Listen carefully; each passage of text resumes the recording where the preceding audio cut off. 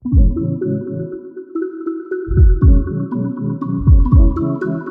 हम एक बहुत ही दिल को छूने वाली कहानी पर बात करने वाले हैं।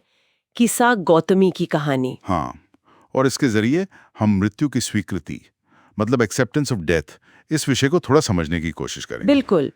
हमारे पास जो जानकारी है वो किस्सा गौतमी मृत्यु का स्वीकार नाम के एक सोर्स से है।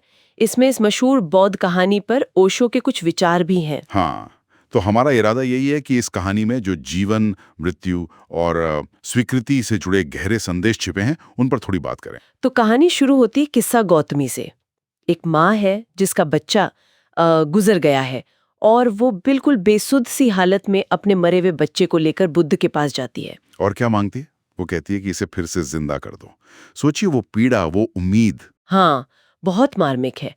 और यहाँ पर बुद्ध का जो जवाब है वो बड़ा अनोखा है। सही कहा, वो सीधे मना नहीं करते। मतलब अगर वो मना कर देते तो शायद उसका दुख और बढ़ जाता। हाँ बिल्कुल।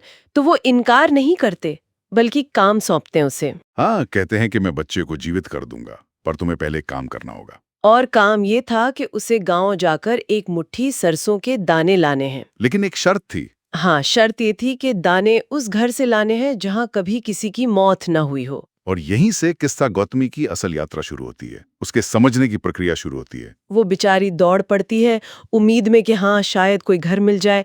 वो घर घर जाती है, पूछती है, क्या आपके घर में कभी कोई मरा है? मुझे बुद्ध के लिए सरसों चाहिए। और हर दरवाजे पर उसे एक ही कहानी सुनने को मिलती है।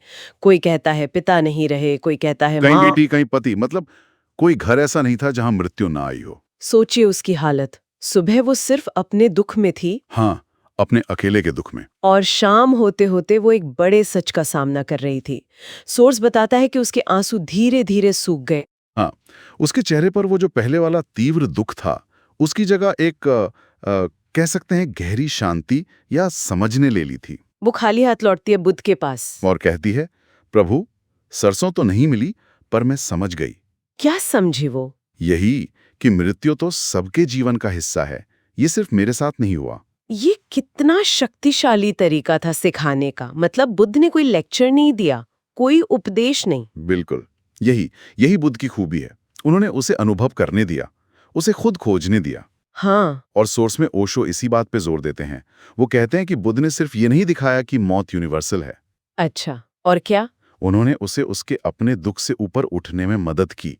जब उसने देखा कि अरे, ये दुख तो सबका है, सिर्फ मेरा नहीं। तो उसका अपना बोझ हल्का हो गया। ये तो मैंने सोचा ही नहीं था इस तरह से। हाँ, अपना दुख जब सार्वभौमिक दुख से जुड़ता है हम्म। तो उसकी चुभन कम हो जाती है। हाँ, और ओशो आगे ये भी कहते हैं कि मृत्यु कोई एक्सीडेंट नहीं है, कोई दुश्मन नहीं है। तो फिर क्या है? वो जीवन का ही हिस्सा है, एक अनिवार्य हिस्सा, शायद सबसे गहरा अनुभव।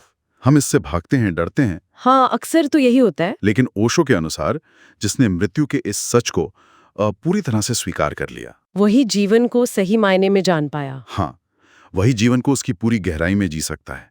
मृत्यु का बोध जीवन को और गहरा और मीनिंगफुल बनाता है। हाँ, वाह! ये तो बहुत गहरी बात है। मतलब मृत्यु से भागो मत, उसे समझो, स्वीकार करो, तो शायद जीने का नजरिया ही बदल जाए। बिल्कुल।